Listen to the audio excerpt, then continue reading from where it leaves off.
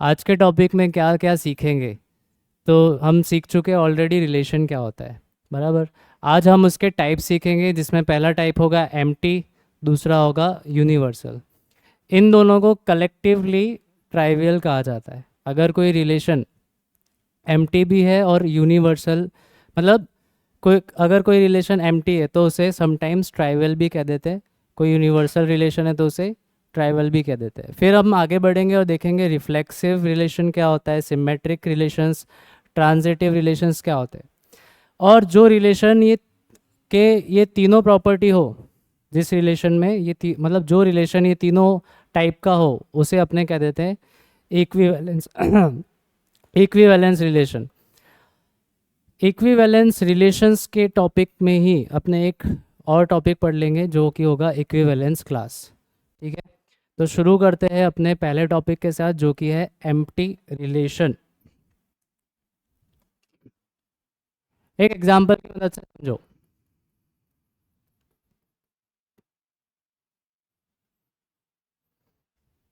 Empty relation नाम से क्या पता चल रहा है? कोई एलिमेंट होगा उसमें? नहीं होगा। तो हमें ऐसा रिलेशन डिफाइन करना है कि जिसमें अपने को कोई एलिमेंट या कोई ऑर्डर्ड पेयर मिले ही नहीं। तो एक रिलेशन हम डिफाइन करते हैं, relation from set A to set B. तो सबसे पहले सेट ए और सेट बी डिफाइन करने पड़ेंगे। ओके, सेट ए डिफाइन कर लो, 1 2 3 4। सेट बी हमने डिफाइन कर दिया, 1 2 3। अब relation from set A to set B कैसा? तो भाई ऐसा कि a माइनस बी आना चाहिए 10। a belongs to capital A, b belongs to capital B, बराबर। तो हमें एक भी ऑर्डर्ड पेयर ऐसी नहीं मिलेगी जो इस कैरेक्टरिस्टिक्स को सेटिस्फाई करती हो, क्योंकि मैक्सिमम आप देख सकते हो। तो मैक्सिमम डिफरेंस लाने के लिए अपने यहाँ पे मैक्सिमम एलिमेंट ले लो 4, और यहाँ पे मिनिमम ले लो। तो 4 - 1 3 है ना। तो मैक्सिमम डिफरेंस यहाँ पर आप इन दोनों सेट से 3 ऑप्टेन कर सकते हो, 10 ऑप्टेन नहीं कर सकते। हैंस ये रिलेशन कैसा हो जाएगा? एम्प्टी रिलेशन हो जाएगा। एक एग्जांपल और देखो।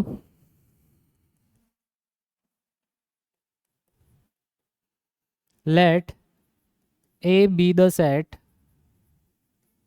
Of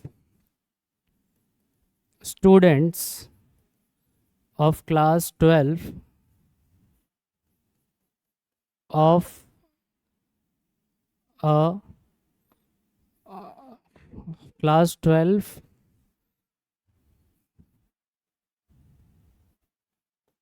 of a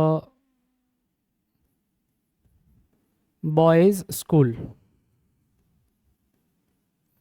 Let A be the set of students of class 12 of a boys school. तो boys school है, उसमें कोई class 12 हमने कंसिडर कर ली। तो उस क्लास 12 के स्टूडेंट्स का हमने सेट बना दिया ए। रिलेशन डिफाइन कर रहे हैं ऑन ए। रिलेशन कहाँ पे डिफाइन हो रहा है? ऑन ए, यानी ए टू ए जाना है। तो इसमें हमें दो एलिमेंट्स चाहिए, A1 A2। कैसा होने चाहिए ये दोनों? तो is a A2 is A2 is sister of A1, ऐसा बनाना है। तो नहीं बन सकता, क्योंकि A1 और A2 belongs to A, and A is the set of students of class 12 of boys school. तो दोनों मेल है, तो सिस्टर यहाँ पे ये नहीं हो सकते, एक दूसरे के भाई हो सकते हैं, बराबर। तो ये सेट भी एम्प्टी सेट हो गया। तो अगर डेफिनेशन की बात करनी हो तो आई कैन राइट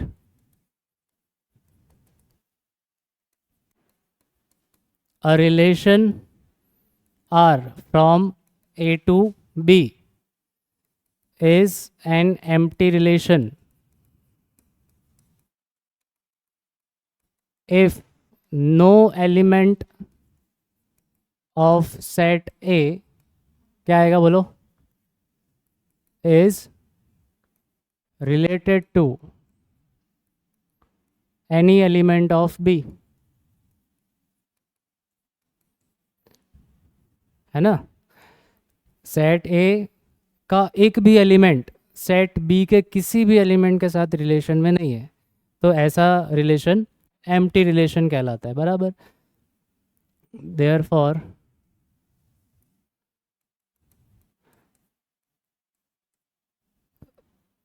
तो आर बन जाएगा 5 एम्प्टी। क्या ये अभी भी ए क्रॉस बी का सबसेट है?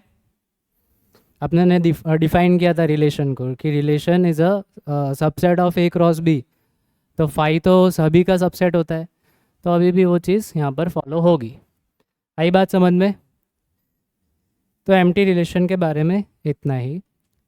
आगे देखो, एग्जाम्पल में अपने कंसीडर करते हैं कोई क्लास 6 के बच्चे कंसीडर कर लो। Let A be the set of students of class 6, है ना। तो एक रिलेशन हम डिफाइन करेंगे A to A, the difference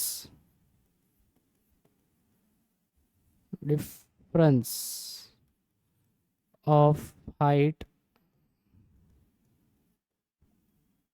a1 and a2 is less than 6 feet.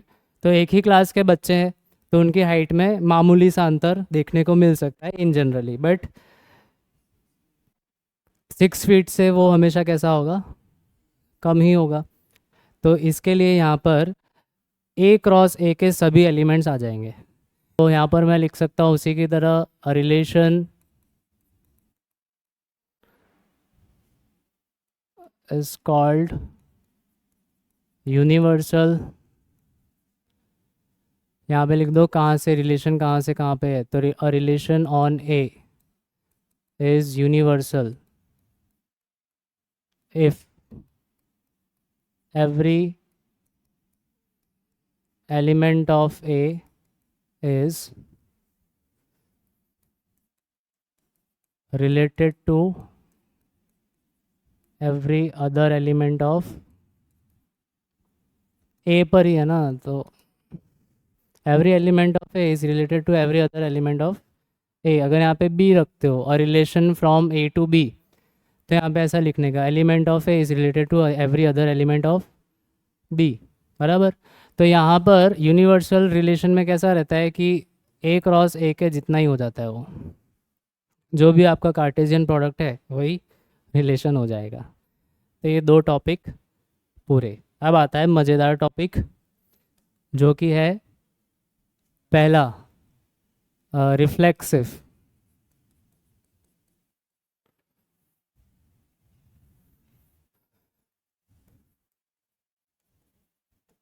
A relation in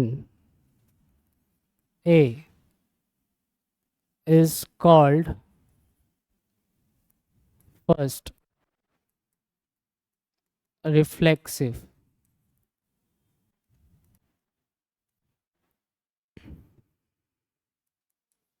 If A belongs to R for every A belongs to A। Reflexive relation मतलब एक element खुद के साथ ही relation में है। बहुत सीधा एग्जांपल इसका अपने एक कंसिडर कर सकते हैं कि एक सेट बना दो हो n पर, है ना। एक रिलेशन बना दो n पर, relation from n to n such that r equals to a b, a minus b is 0, a minus B is 0। Natural numbers लेने हैं, ए और बी कैसे लेने हैं? नेचुरल नंबर्स लेने हैं। तो नेचुरल नंबर्स का सब्ट्रैक्शन 0 कब हो सकता है? तो जब दोनों इक्वल हो। तो यहाँ पर क्या होगा कि हर एक एलिमेंट खुद के साथ ही रिलेशन में आएगा, 1 is related to 1, 2 is related to 2। तो इस टाइप का रिलेशन रिफ्लेक्सिव कहलाएगा, बराबर। Second, symmetric. सिमेट्रिक में कैसा रहता है कि if A1 A2 belongs to R, यानी कि अगर रिलेशन में ये वाली ऑर्डर्ड पेयर है तो ये वाली ऑर्डर्ड पेयर भी होगी ही। ये आप बिना चेक किए बता सकते हो।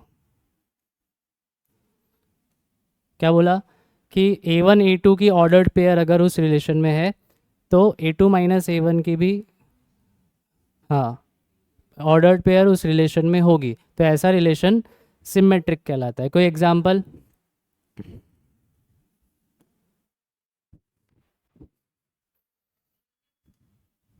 0 0। समेशन आप ले सकते हो। अगर ऐसा कोई समेशन डिफाइन कर दो कि नेचुरल नंबर्स पर ही डिफाइन कर दो, ए और B, A plus B should be 4, A plus B कर दो 4, है ना। तो 1 और 3 उसमें आएगा, ओके, और 3 और 1 भी उसमें आएगा। तो ए और बी अगर रिलेशन में है तो ऑटोमेटिकली 3 और 1 भी उस रिलेशन में होगा। तो ये इस तरीके से इसका एक एग्जांपल कंसिडर कर सकते हो। दूसरा एग्जांपल ऐसा कर सकते हो कि A is a friend of B, तो बी भी ए का फ्रेंड हुआ ही। या तो ऐसा बोल दो कि भाई भाइयों का ग्रुप है, वो स्कूल वाला, बॉयज़ स्कूल है, तो और उस स्कूल में सब एक दूसरे के भाई है। तो A is brother of B, then B is brother of A, बराबर। तो ऐसे इसमें एग्जांपल कंसिडर कर सकते हो। लिख दूँ क्या कोई एक आध कोई? रिलेशन ऑन रियल नंबर्स, ये तो रियल नंबर्स के लिए भी होगा। कैसा? तो रिलेशन कैसे डिफाइन किया हमने? ए और B such that A plus B equals to कोई भी नंबर ले लो 10। तो क्योंकि समेशन कैसा होता है, वो ऑर्डर पे डिपेंड नहीं करता, आप चाहे ए प्लस बी करो या बी प्लस ए करो, 10 आना है तो आना है। तो इस हिसाब से इस टाइप का रिलेशन सिमेट्रिक हो जाएगा। ट्रांजिटिव में आ जाओ।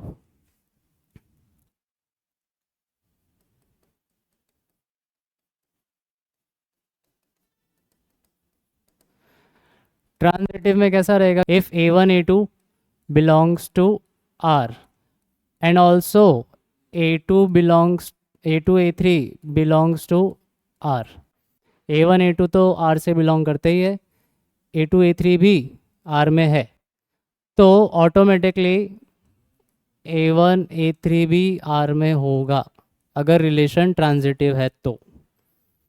एग्जाम्पल, फ्रेंड वाला एग्जाम्पल ले सकते हैं कि भाई A1 is a friend of A2 and A2 is a friend of A3, तो भाई का भाई क्या हुआ? बराबर। अगर आपको मैथ्स में चाहिए ऐसा एग्जाम्पल तो ऐसा देख सकते हो, पैरेलल लाइंस का एग्जाम्पल ले सकते हो कि let L be the set of all lines in a plane. एक प्लेन में सभी लाइंस का सेट बना दिया, उसको कह दिया L, ठीक है। फिर आपने रिलेशन डिफाइन किया L टू L, कैसा? तो line L1 and line L2, दो लाइंस आपको रखनी है और ये दोनों लाइंस कैसी होनी चाहिए? एक दूसरे के पैरेलल होनी चाहिए। तो क्या ये रिलेशन ट्रांजिटिव आएगा? देखते हैं। तो L1 और L2 मान लो कि इस रिलेशन में है, मतलब ये दोनों लाइंस पैरेलल है। L1 is parallel to L2, तो ये दोनों R में होंगे। Second, L2 is parallel to L3, मतलब L2 और L3 का पेयर भी रिलेशन में है। ये वाली लाइन इसके पैरेलल है, ये इसके पैरेलल है, तो ऑटोमेटिकली क्या होगा कि L1 is also parallel to L3, मतलब L1 और L3 भी रिलेशन में है। और ये वाला रिलेशन कैसा हो गया? ट्रांजिटिव हो गया। ओके, तो अब ऐसा कोई रिलेशन जो ये तीनों हो, सिमेट्रिक भी हो, रिफ्लेक्सिव भी हो और ट्रांजिटिव भी हो, तो ऐसा रिलेशन इक्विवेलेंस रिलेशन कहलाता है। ओके, अ रिलेशन वो अपना कंटिन्यू चल रहा है बराबर। A relation in A is called, fourth number का आ गया,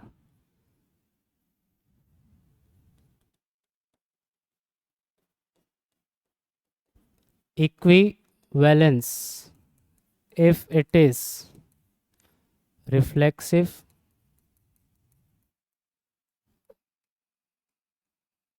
symmetric and transitive.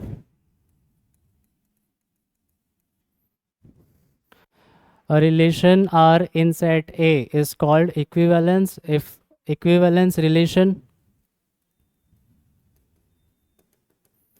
if it is reflexive, symmetric and transitive, तीनों रिलेशन तीनों टाइप का हो तो ये इक्विवेलेंस है।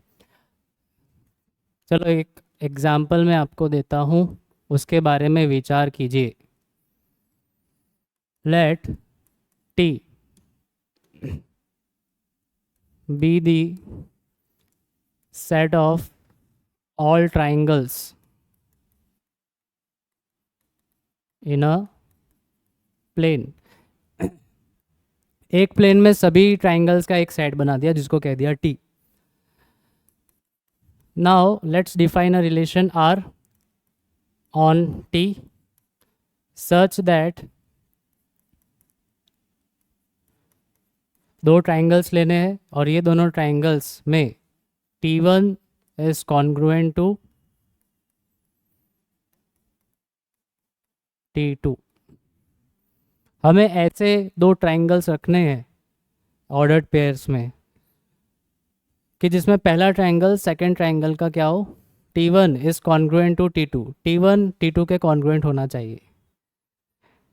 तो चेक करो क्या ये रिलेशन इक्विवेलेंस रिलेशन है या नहीं। तो इक्विवेलेंस रिलेशन चेक करने के लिए हम तीनों कंडीशंस बारी बारी चेक करते हैं, रिफ्लेक्सिव है या नहीं, है ना, फिर सिमेट्रिक है या नहीं और ट्रांजिटिव है या नहीं। तो अगर मैं रिफ्लेक्सिव के लिए चेक करने जाऊँ ये वाला relation,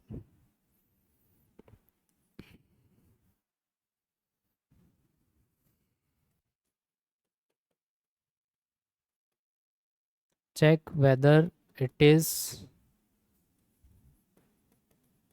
equivalence or not।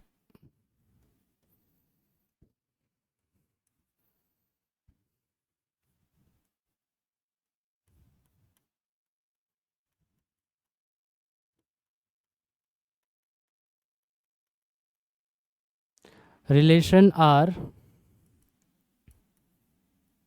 is reflexive or not, बताओ।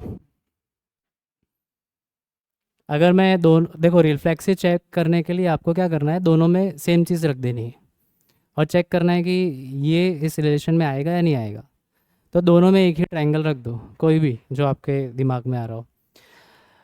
सेम टू सेम ट्राइंगल रखोगे तो मान लो उस ट्राइंगल का नाम आप दे रहे हो टी ट्राइंगल दे रहे हो, कैसे शेप का है तो राइट एंगल वाला डिमका जो भी है। तो ट्राइंगल टी खुद के कॉन्ग्रुएंट होगा या नहीं होगा। कोई भी ट्राइंगल अपने साथ क्या कॉन्ग्रुएंसी में होता ही है, बिल्कुल बिल्कुल उसको ऊपर एक के ऊपर एक फिट बैठा सकते हैं, राइट। तो R is reflexive since T belongs to R for every T belongs to T. इसको नाम कुछ दे दो, T1 दे दो। ए कौन सा सिंबल है, उल्टा ए, एवरी का, फॉर एवरी। हाँ, इसको पढ़ेंगे for every.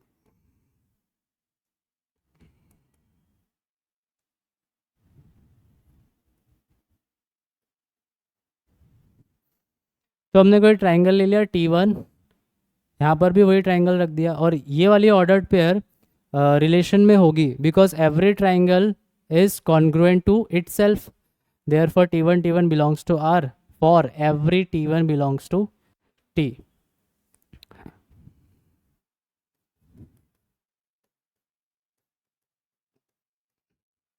Every triangle is congruent to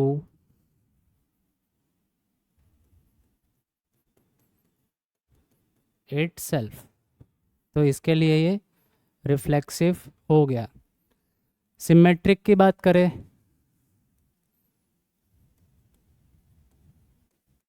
होगा, देख लो. Let T1 T2 belongs to R. मतलब T1 is congruent to T2 और T1 T2 के कॉन्ग्रुएंट है. इसका क्या मतलब आता है? T2 is congruent to T1 ना.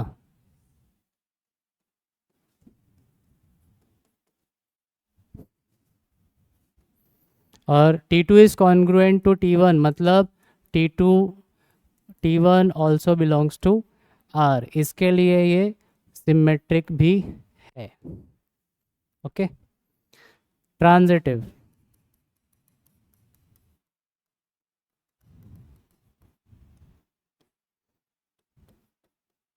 let T1 T2 belongs to R and T2 T3 also belongs to R. मतलब triangle T1 is congruent to T2 and T2 is congruent to T3 implies is T1 is congruent to T3, therefore T1 T3 also belongs to R. T1 is congruent to T2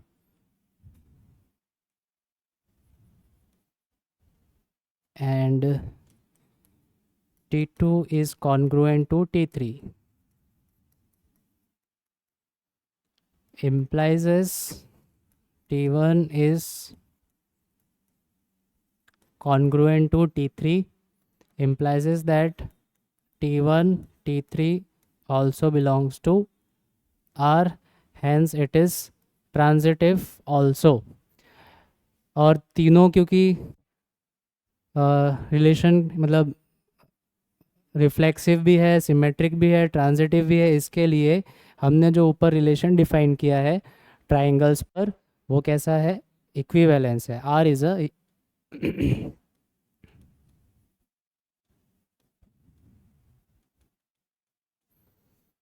okay.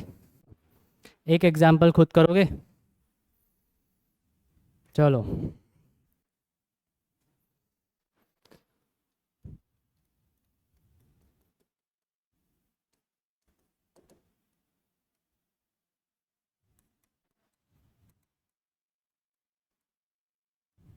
R is a relation on Z.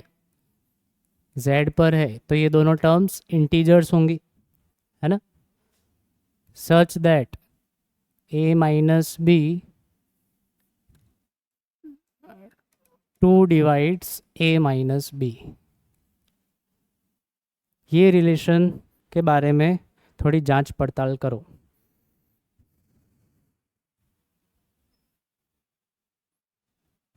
बताओ ये equivalence होगा या नहीं. चलो.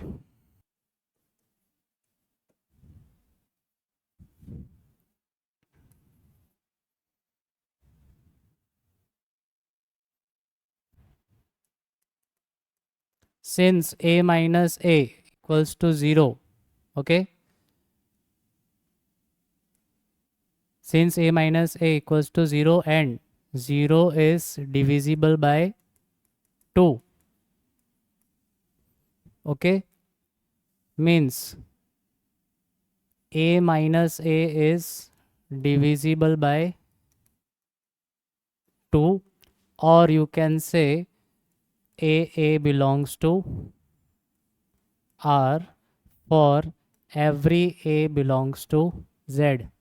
हर एक integers के लिए आप सेम इंटीजर रखोगे, यहाँ पर डिफरेंस लोगे 0 आ जाएगा और 0 2 से डिवाइडेड होता ही है, डिविजिबल होता ही है. इसका मतलब ये सत्य है. और अगर वो सत्य है तो relation R is reflexive. Second, let a minus b is divisible by 2। अगर a minus B divisible by 2 है, मतलब a माइनस बी कैसा नंबर है? इवन नंबर है। तो a माइनस बी मान लो आ रहा है 8 आ रहा है, तो b माइनस ए क्या आ जाएगा? -8 आ जाएगा।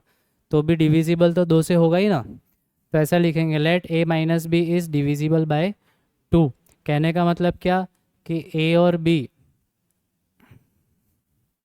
हमने सपोज कर लिया कि A B belongs to are.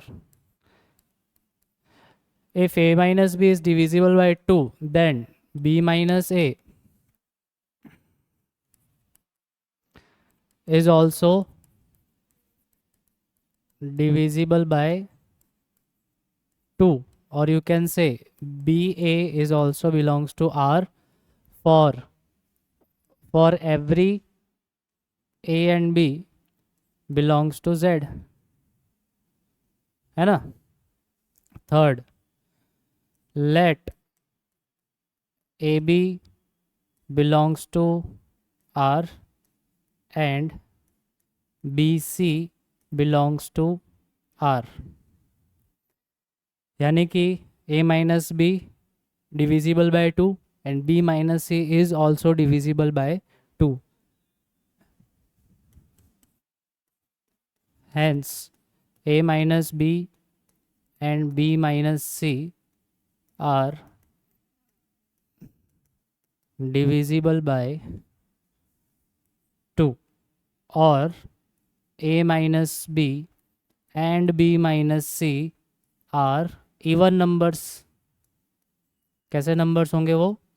Even numbers होंगे। तो अब आप क्या करो, इन इवन नंबर्स को ऐड करो। a minus B plus B minus C equals to क्या मिल जाएगा? a minus C. आप एक इवन नंबर को दूसरे इवन नंबर के साथ जोड़ो तो क्या मिलता है? इवन नंबर ही मिलता है। 2 + 4 6, 6 + 8 14 इवन नंबर है। तो इवन नंबर्स को इवन नंबर के साथ जोड़ा तो नया इवन नंबर मिला। इसका मतलब ये भी 2 से डिविजिबल होगा। Therefore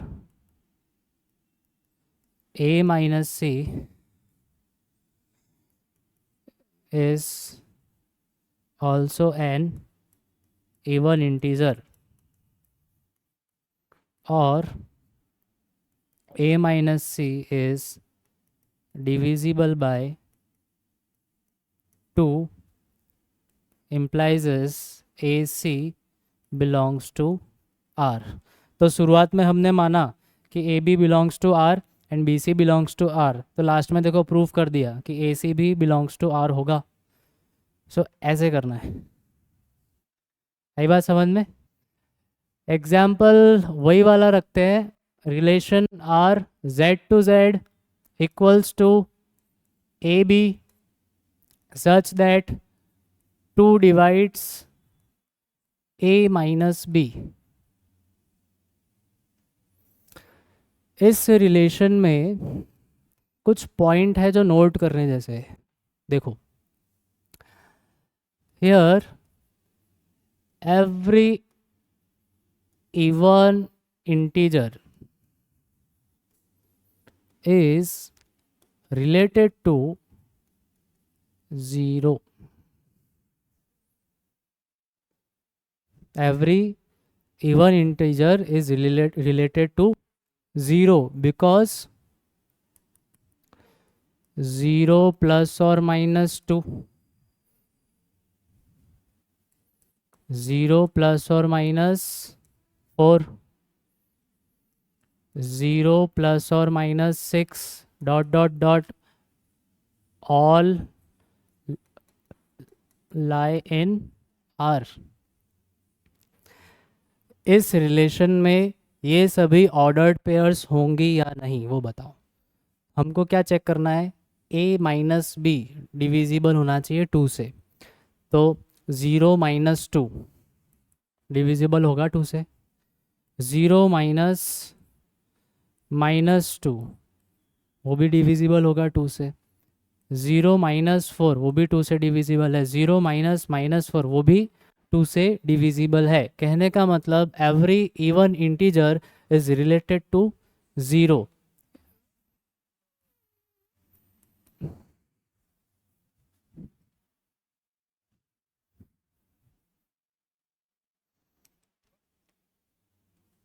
and every even integer does not related to 1 से रिलेटेड नहीं है। क्यों नहीं है? बिकॉज 1 प्लस और माइनस टू, 1 प्लस और माइनस फोर, 1 प्लस और minus six, so on does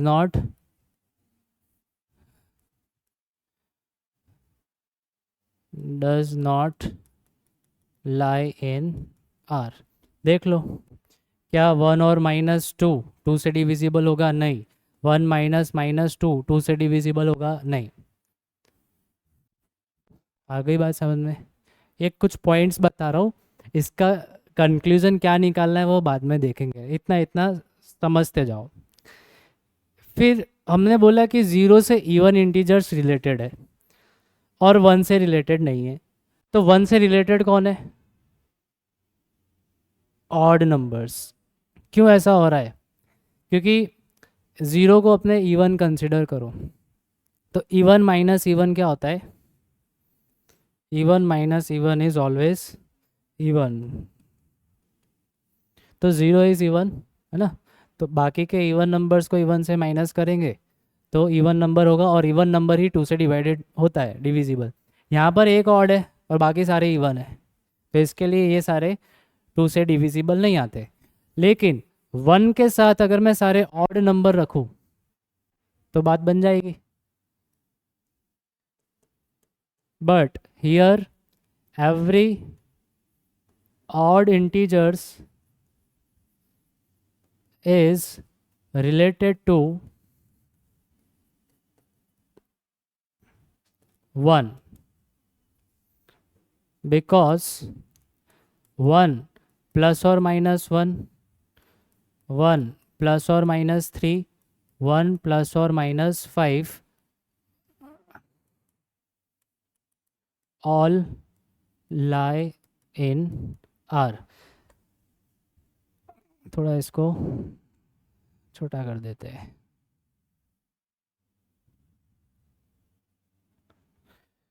इसी तरह every odd integer does not related to 0।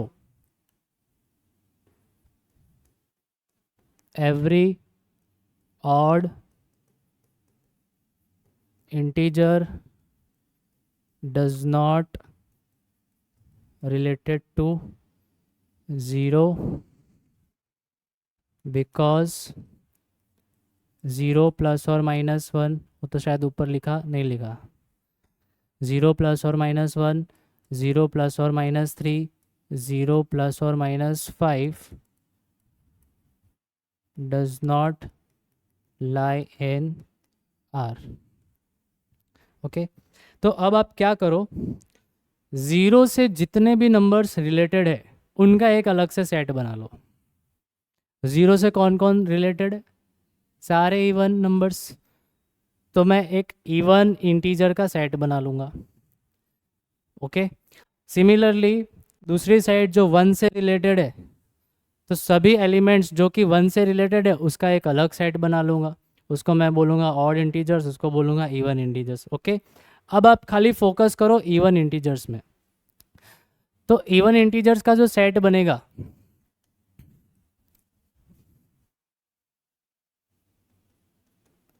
every element of E is related to each other।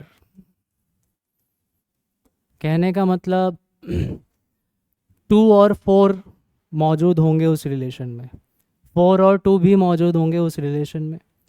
6 4 relation में होगा, 4 6 भी रिलेशन में होगा, यानी every integer is related to this, related by this relation. Okay, बात समझ रहे हो?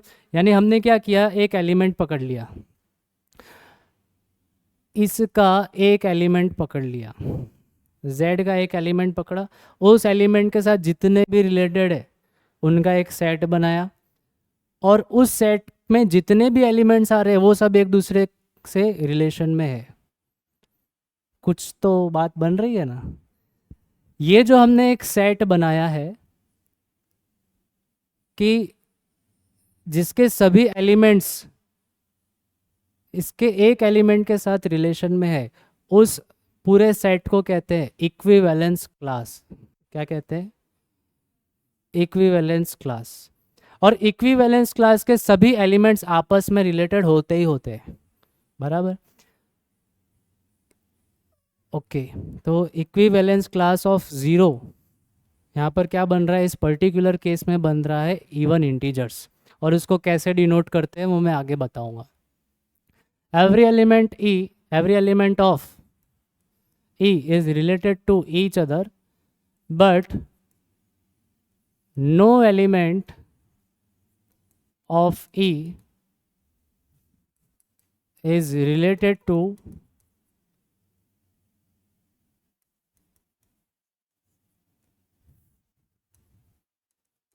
any element of O। O for odd integers। Similarly मैं बोल सकता हूँ every element of O odd integers is related to each other। देख सकते हो ना आपकी ऑड माइनस ऑड भी इवन होता है, 5 माइनस 3 2, 11 माइनस 9, या आप देख लो 11 माइनस 7 देख लो 4, तो ऑड माइनस ऑड भी इवन आ रहा है। तो every element of O is related to each other, but no element of O is related to any element of E. यानी कहने का मतलब कि जो ज़ीरो की इक्विवेलेंस क्लास है उसका कोई लेना देना नहीं है वन की इक्विवेलेंस क्लास से। ज़ीरो की इक्विवेलेंस क्लास का कोई लेना देना नहीं है वन की इक्विवेलेंस क्लास से। आ रही बात समझ में? ई एंड ओ आर डिसजॉइंट्स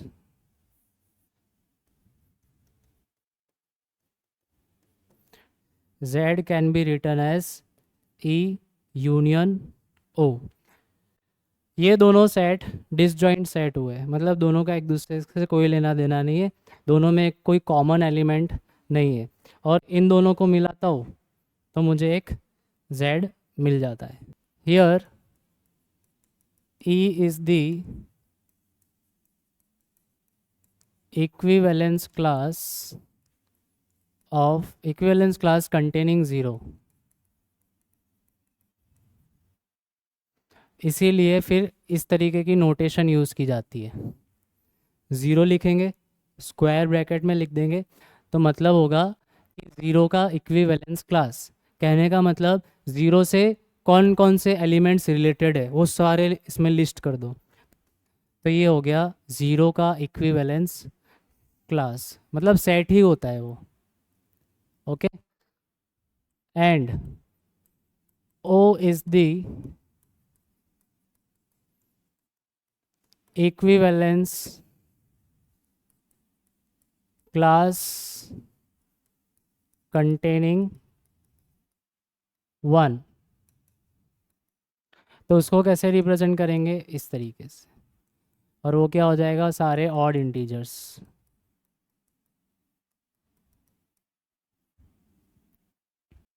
इसको सिंबल में लिखना हो तो सिंबल में लिख लो,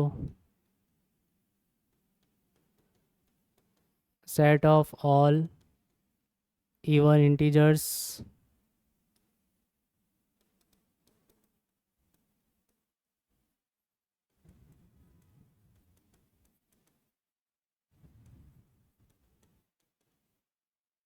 आप देख सकते हो कि ये जो 0 है और 1 है उसका आपस में कोई लेना देना नहीं है। जैसे मुझे और जनरल तरीके से लिखना हो तो 0 को कैसे लिख सकता हूँ, बिकॉज 0 क्या है, ऑल इवन इंटीजर्स है, और हर एक इवन इंटीजर को मैं ऐसे रिप्रेजेंट कर सकता हूँ, जहाँ पे r क्या है, बिलोंग्स टू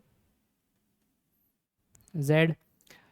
इस r की वैल्यू 1 रखो तो 2 होगा, r की वैल्यू 2 रखो तो 4 होगा, तो 2 4, -1 रखोगे -2 रखोगे तो -4। और 1 को कैसे लिख सकते हैं, 1 को लिख सकते हैं 2r plus 1 and r belongs to z। तो यहाँ से हम आगे बढ़ते हैं। अब इक्विवेलेंस क्लास की प्रॉपर डेफिनेशन क्या बनेगी।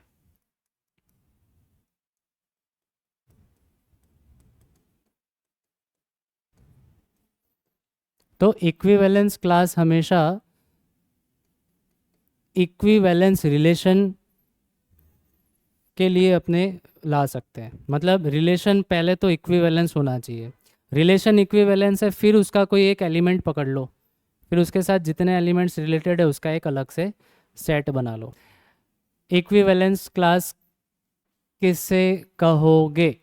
So it is a set of all elements which are related to an element of A। Relation R है A पर,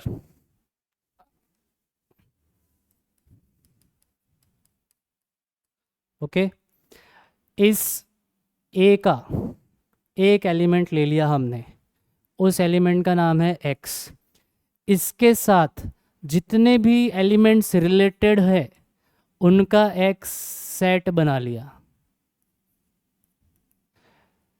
Y is such that Y is related to X for XY belongs to relation R। तो ये जो set बना ये क्या कहलाएगा, equivalence class of, equivalence class of या फिर इक्विवेलेंस क्लास कंटेनिंग किसके, हमने देखो 0 के साथ रिलेटेड देखे थे तो होता था इक्विवेलेंस क्लास ऑफ 0। यहाँ पर हम किसके साथ रिलेशन देख रहे हैं, x के साथ। Set of all elements which are related to x an element of a is called equivalence class containing that element x। आ रही बात समझ में? थोड़ा कॉम्प्लेक्स है, आई कैन अंडरस्टैंड। फिर से एक बार पूरा लिखा हुआ जो है, अच्छा आपने एक एग्जांपल देख चुके हैं, उससे अपने रिलेट करो तो शायद इजी हो जाए। हमने एक रिलेशन डिफाइन किया था z टू z, बराबर। वो रिलेशन डिफाइन ही ऐसे था भाई कि a माइनस बी डिविजिबल होना चाहिए 2 से। तो हम लोग ब्रैकेट में ऐसे नंबर लिखते थे कि जो 2 से डिविजिबल हो। तो हमने क्या किया कि इस एलिमेंट का, सॉरी इस सेट का एक एलिमेंट लिया, वैसे ही यहाँ इस ये रिलेशन ए पर डिफाइन है, ए का कोई एलिमेंट ले लो x। अब इससे जितने भी इंटीजर्स रिलेटेड थे उसका हमने सेट बनाया था, उसको अब मैं सेट बिल्डर फॉर्म में कैसे लिखूंगा, तो 0 यहाँ लिख दिया y और सेट हो गया y का, such that 0y belongs to that r। तो ये क्या हो गया था, सेट ऑफ ऑल इंटीजर्स। फिर से देखो, हमने रिलेशन डिफाइन किया था, z पर था, रिलेशन था कि भाई a माइनस बी 2 से डिविजिबल होना चाहिए, राइट। फिर हमने देखा कि 0 से कौन कौन रिलेटेड है, तो हमने उसको बोला कि 0 से जो जो भी रिलेटेड है उसको एक सेट में रख दूंगा, वो हो जाएगा इक्विवेलेंस क्लास कंटेनिंग 0। तो equivalence class containing 0 is a set of all numbers which are related to 0। यही लिंक, इसी मतलब जो मैं बोल रहा हूँ वो इस सिंबल्स में लिखा है, और फिर वो हमने यहाँ लिख दिया। क्या लिखा है देखो, equivalence class containing x is a set of all elements which are related to x ऐसे सारे मुझे एलिमेंट y ले लेने हैं जो x से रिलेटेड है, जो x से रिलेटेड है। अब इसी को अपने वर्ड्स में लिखा, let R be an equivalence relation on set A. पहली कंडीशन यही होनी है कि भाई रिलेशन इक्विवेलेंस होना चाहिए।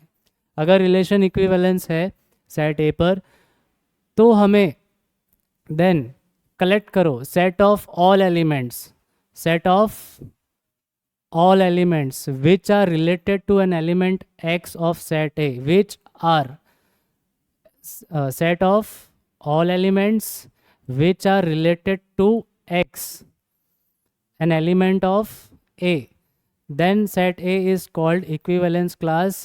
इसमें एक चीज़ ऐड कर दो, containing x। और डिनोट कैसे करते हैं, तो ऐसे एक एग्जाम्पल की मदद से थोड़ा आप बेहतर समझ पाओगे आई थिंक। डेफिनेशंस तो हमें याद नहीं रखनी और ना लिखनी, लेकिन डेफिनेशन को इस तरीके से समझना है ताकि उसका हम एग्जाम्पल कैलकुलेट कर पाए। तो मेन चीज़ वो है, एक एग्जाम्पल देता हूँ जिसमें क्या करना है आपको कि रिलेशन में हर एक एलिमेंट जो भी आ रहे हैं उसका इक्विवेलेंस क्लास लिखना है। देखिए एक सेट दिया है, एक रिलेशन डिफाइन किया है, तो अब आप इस सेट के डिफरेंट एलिमेंट्स का क्या फाइंड करेंगे, इक्विवेलेंस क्लास फाइंड करोगे। तो पहली कंडीशन क्या होनी चाहिए हमारी, पहली कंडीशन चेक करो कि रिलेशन इक्विवेलेंस है या नहीं। फटाफट चेक कर लो, चलो पहले क्या चेक होगा, रिफ्लेक्सिव चेक करने के लिए ए रखा, तो यहाँ पे भी क्या रखोगे, ए बिलोंग्स टू आर है या नहीं। वो देखो अगर मान लो ए बिलोंग्स टू आर है तो क्या होना चाहिए, ए प्लस ए क्या होना चाहिए, इवन। और ए प्लस ए क्या होता है, 2a। और ए की वैल्यू क्या है, 1 2 3 4 5। 1 2 3 4 5 का डबल करो, 2 4 6 8 10 एंड 2 4 6 8 10 ऑल आर इवन, यानी कि ए बिलोंग करेगा आर में से या नहीं करेगा। 1 1 भी होगा, देख 1 1 आर में होगा, क्यों, क्योंकि 1 + 1 2 इवन आ रहा है। 2 2 भी आर में होगा, 2 + 2 इवन आ रहा है। 3 + 3 इवन, 4 + 4 भी इवन, और 5 + 5 भी इवन।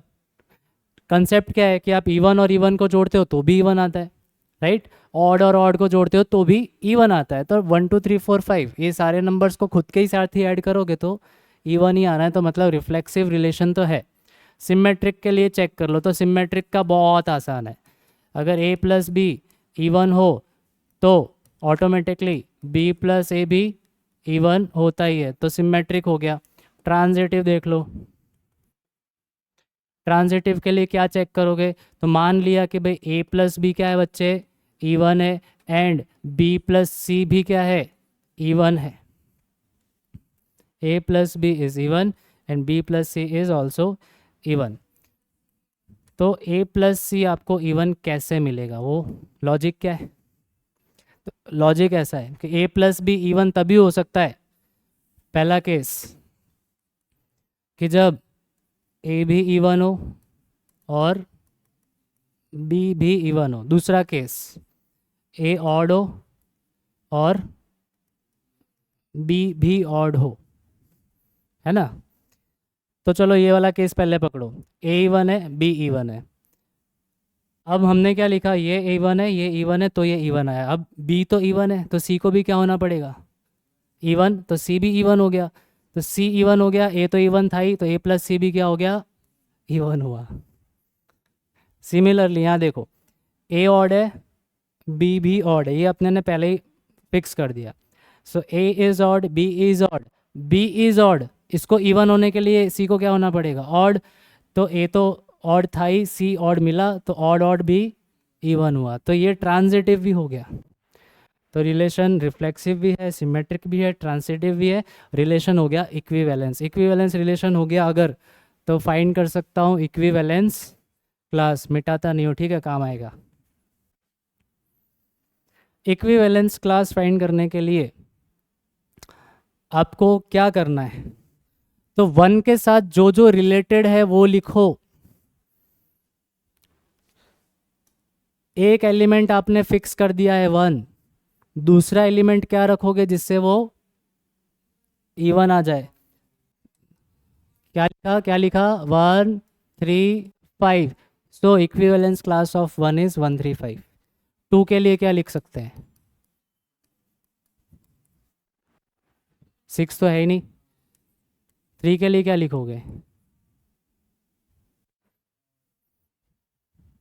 3 के लिए ऐसे नंबर लोगे जिससे प्लस इवन आना चाहिए, तो क्या आएगा 1 3 5।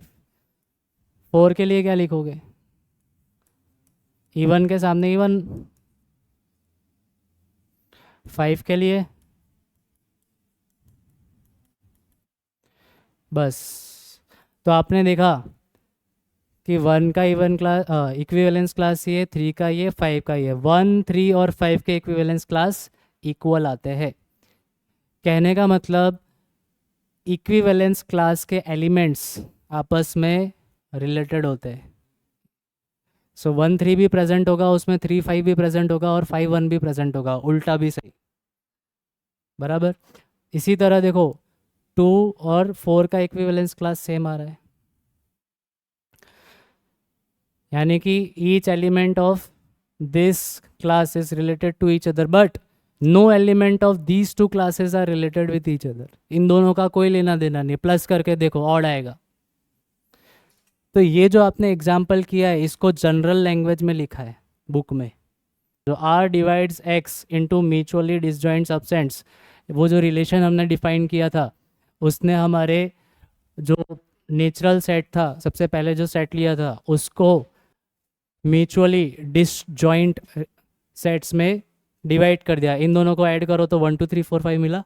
वहाँ पे अपने इवन और ऑड का किया था, इवन ऑड करो तो इंटीजर मिल जाता है।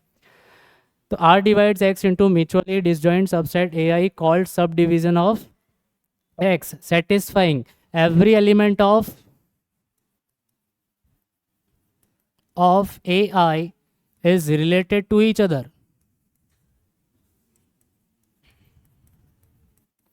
देखो AI क्या है, उस पूरा सबसेट का एक सब डिवीजन है। सो दीज आर दी सब डिविजन्स। इसको मैंने क्या कहा है, AI A1 A2। तो जब तक आई की वैल्यू चेंज नहीं करते तो A1 के सभी एलिमेंट्स आपस में रिलेटेड है। और जब आप 2 की बात करो तो no element is related to AI is not equal to AJ। आपने आई की वैल्यू चेंज कर दी, जे हो गया वो, तो इसका कोई भी एलिमेंट इसके साथ मैच नहीं करेगा। तो ये कुछ प्रॉपर्टीज़ है। और दूसरी बात कि अगर आपके पास AI है, AJ है, तो इसको मिला दो तो अपना नेचुरल सेट मिल जाता है। इन दोनों को मिलाया 1 2 3 4 5 मिला, इवन और ऑड को मिलाया था, इंटीजर मिल गया था। तो ये था टोटल इक्विवेलेंस क्लास। आप ये नोट्स मैं सेंड करता हूँ, बुक में भी डेफिनेशंस वगैरह गो थ्रू करो। ऐसे सम्स दूंगा, ज़रूर करने। आज के आज में ही सेंड हो जाएंगे तो वो सम्स के बिना आपको मज़ा नहीं आएगा, समझ में नहीं आएगी बात। ठीक है, चलो, थैंक यू।